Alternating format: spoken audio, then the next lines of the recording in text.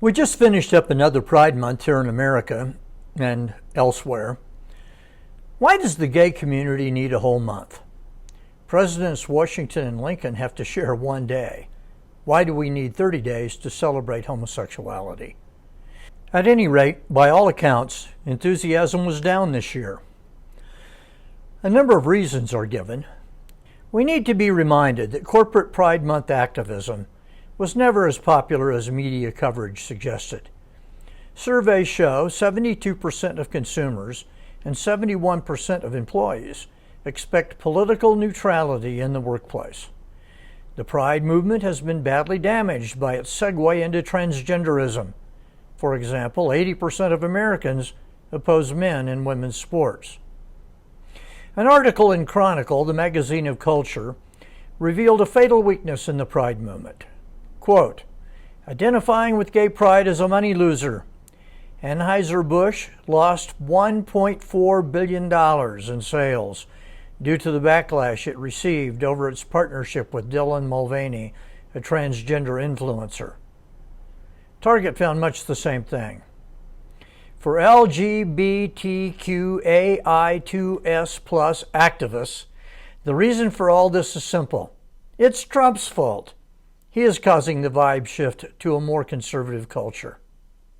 But the New York Post gives a better explanation. Quote, what's likely is that everyone just has gay fatigue, a collective eye roll at the oversaturation of LGBT themes in culture, combined with all the negative connotations now associated with Pride. Once a niche event of subculture fun and revelry, it's devolved into a mainstream month-long orgy of far leftism that looks more like a tent revival, end quote. Many companies, including Pepsi, Citi, MasterCard, Nissan, et al., have dropped or greatly scaled back their financial contributions to annual Pride events nationwide. The Supreme Court just added to the general rejection of the Pride agenda. It ruled that parents can hold their kids out of things like drag queen story hour in their public school. The tragedy is, of course, that the schools were using our tax money to support such debauchery in the first place. The truth is, gay pride has never been a popular outpouring from the grassroots up, just the opposite.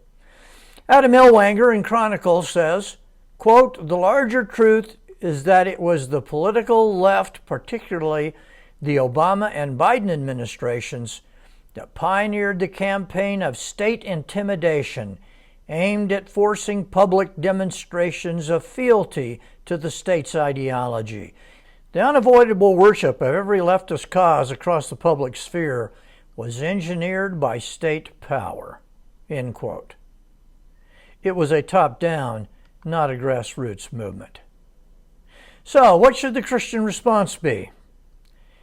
Glenn Stanton, a Focus on the Family, says, quote, the rainbow religion, now into its high holy month of Pride, where we're all expected to solemnly genuflect, is an artificial, incoherent construct. Its very reason for being is to upend the biological fact of humanity as male and female.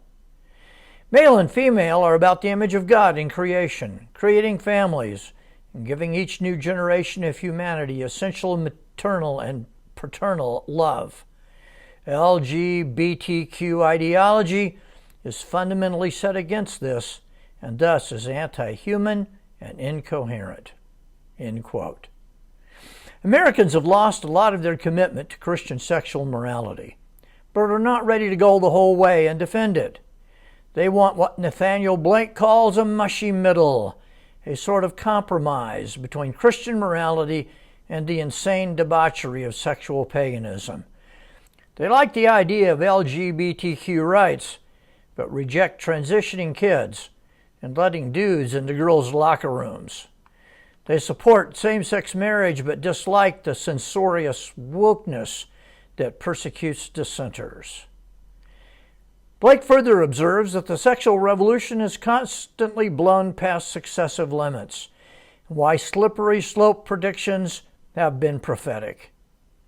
Even as the sexual revolution has inflicted more harms, and delivered less pleasure than promised, it has continued its march through American culture and institutions, because without Christian sexual morality, nothing solid could stop it.